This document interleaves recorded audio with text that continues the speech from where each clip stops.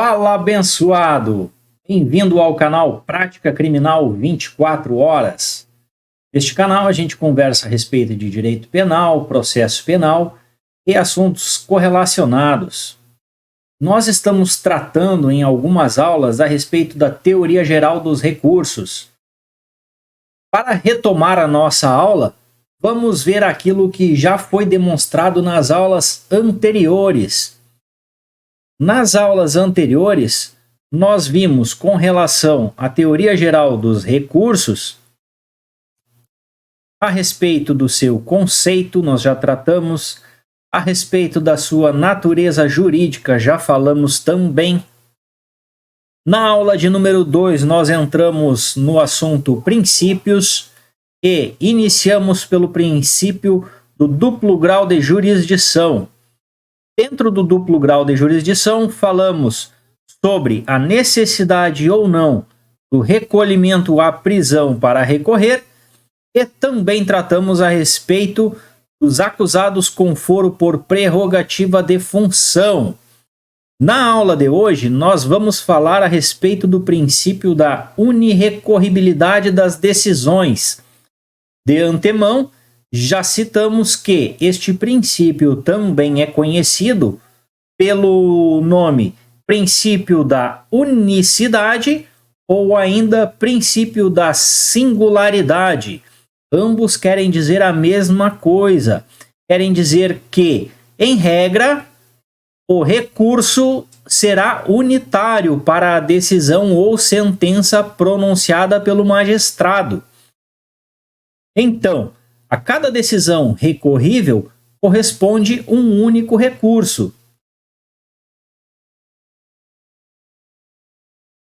Percebam os senhores que, assim como falamos nas aulas anteriores, o ser humano, por natureza, terá a insatisfação diante de uma sentença ou uma decisão que julgue contra aquilo que ele espera. Ou seja, sendo condenado por algum crime, muito provavelmente ficará irresignado com esta decisão. E aí surge a vontade de recorrer, né? Dentro daquilo que já conversamos, além da natureza do ser humano de não se ver contente com uma decisão que lhe é desfavorável, o recurso também busca tirar a decisão ou a sentença das mãos de um único juiz e passá-la para um colegiado. Então, em tese, vindo a decisão de um colegiado, 3 ou 5 ou mais pessoas julgando no mesmo sentido, em tese há que se amenizar aquela situação de desconforto, de descontentamento da decisão desfavorável. Mas na prática a gente sabe que não é assim que acontece, né? Mas enfim, essa é o nosso direito, né? Vejamos ainda que, com relação ao princípio da unirrecorribilidade, ele é trabalhado principalmente no sentido de trazer o quê? Celeridade processual. E aí, por que celeridade? Porque imagina se, em determinada situação, o recorrente tivesse a seu bel prazer a liberdade, a liberalidade de entrar com 2, 3, 4, 5 recursos, todos ao mesmo tempo, todos discutindo a mesma matéria. Quer dizer, isso traria um tumulto no processo. Nada mais do que isso. Também com relação à celeridade, uma das coisas que se busca cumprir é o que a gente vê previsto na Convenção Americana de Direitos Humanos. Se nós formos até a Convenção Americana de Direitos Humanos, estará lá previsto em seu artigo 7º, que fala sobre o direito à liberdade pessoal. Veremos que, no seu item de número 5, toda pessoa detida ou retida deve ser conduzida sem demora à presença de um juiz ou outra autoridade autorizada pela lei a exercer funções judiciais e tem direito a ser julgada dentro de um prazo razoável, ou a ser posta em liberdade sem prejuízo de que prossiga o processo. Sua liberdade pode ser condicionada a garantias que assegurem o seu comparecimento em juízo. Então, aqui está também a exigência de cumprimento de prazo razoável e, por isso, a necessidade de se observar também a celeridade dentro do princípio da unirrecorribilidade, né? Ainda com relação ao princípio da unirrecorribilidade, um dos seus fundamentos está na economia processual.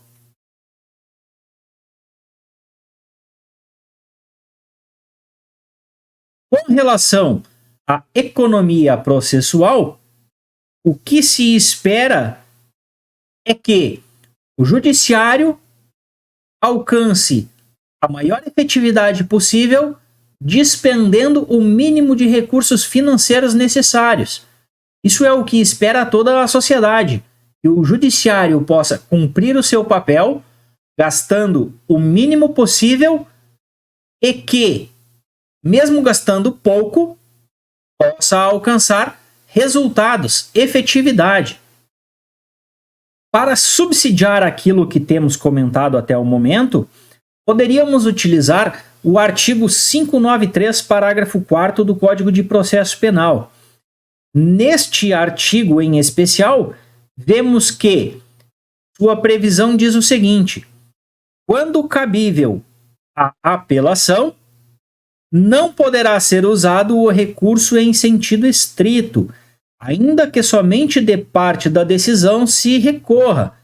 Então, será utilizada a apelação de acordo com o mandamento do artigo 593, parágrafo 4º, mesmo que apenas de parte da sentença se queira recorrer.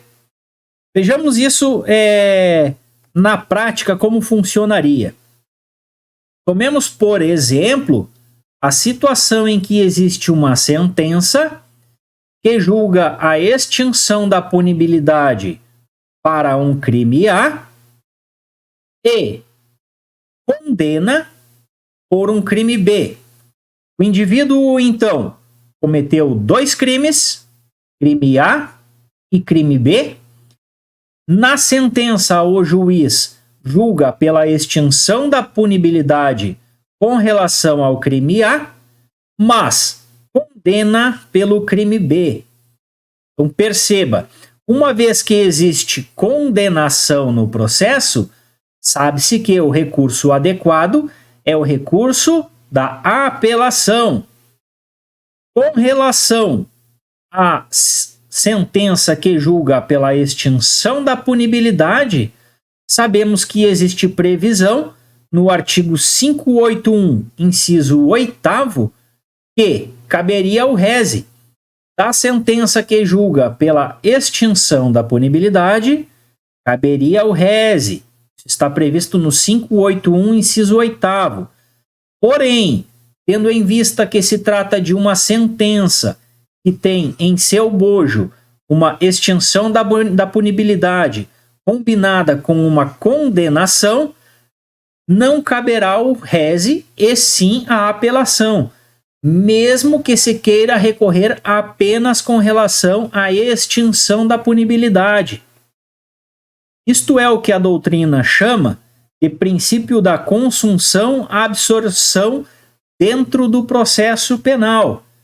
Em virtude de o Código de Processo Penal prever que, havendo uma sentença, será utilizada a apelação e não o rese, fica absorvido na apelação qualquer recurso que se queira fazer com relação às demais decisões dentro do bojo daquela sentença.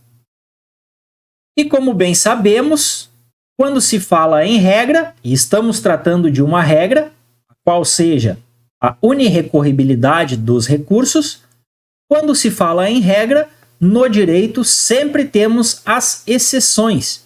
Então, vamos verificar exemplos de exceções ao princípio da unirrecorribilidade. Com relação às exceções, podemos de imediato tomar os exemplos do recurso extraordinário e o recurso especial.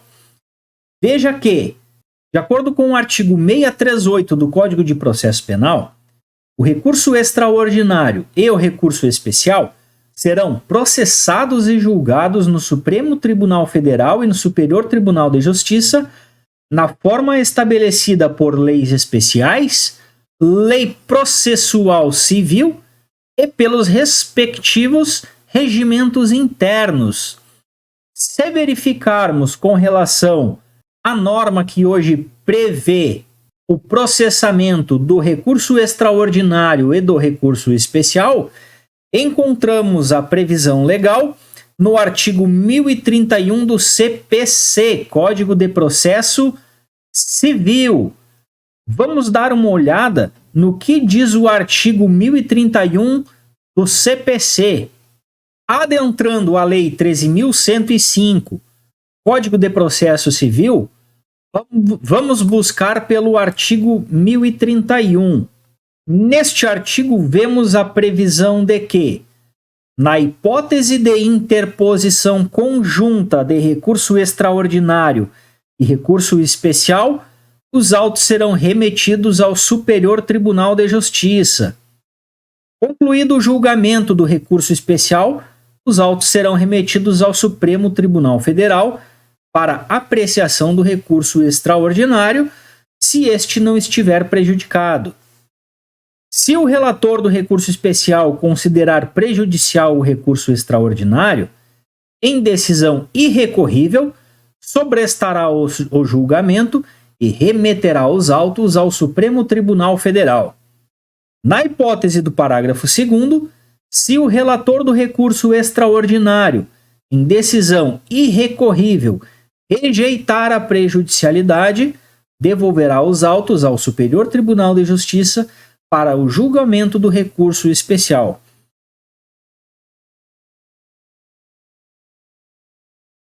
O que ele está dizendo é o seguinte: caso seja necessário entrar com recurso especial e com recurso extraordinário, isto será feito ao mesmo tempo.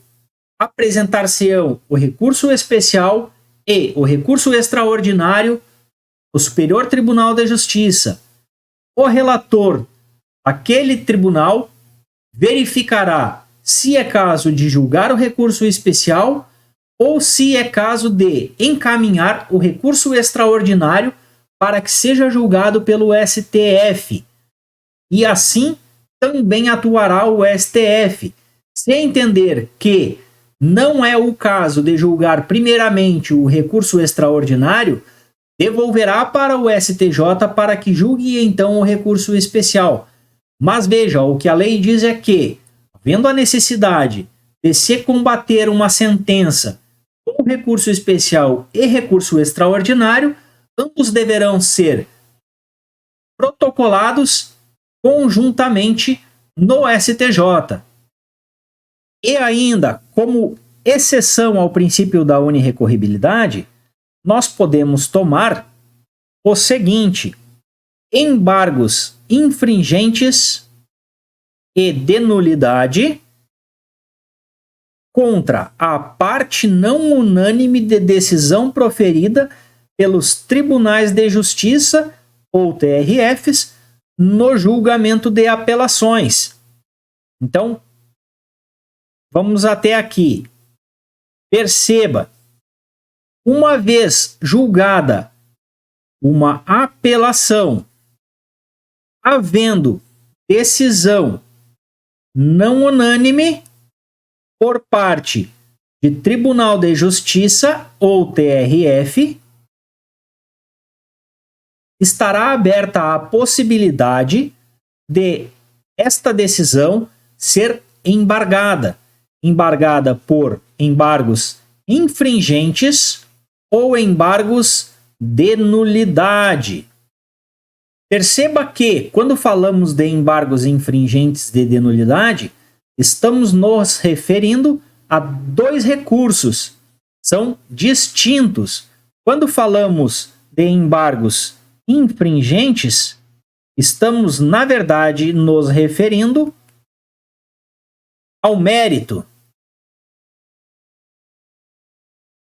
E quando falamos em embargos de nulidade, estamos falando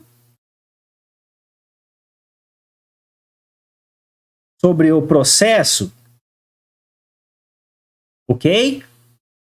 Então, da decisão não unânime, caberá embargos infringentes ou de nulidade. Perceba, estamos falando de exceção ao princípio da unirrecorribilidade, que é o princípio que diz que de decisão ou sentença, em regra, caberá um único recurso. Como estamos falando da exceção, então, havendo uma sentença proferida não unânime por parte de tribunal ou TRF, estará aberta a via de apresentação de embargos infringentes, caso o vício esteja relacionado ao mérito, e de nulidade, caso o vício esteja relacionado ao processo. Ocorre que, se houver vício tanto no mérito quanto no processo, o momento que se dará a oportunidade para a apresentação destes embargos é único. Ele deve ser apresentado de maneira conjunta. Então, em havendo vício no mérito e no processo, ambos serão apresentados no mesmo momento. E da mesma forma que acontece quando ocorre o julgamento da apelação, assim será também quando o Tribunal de Justiça ou o TRF estiver julgando o recurso em sentido estrito e o agravo em execução. Isso está previsto no artigo 609, parágrafo único.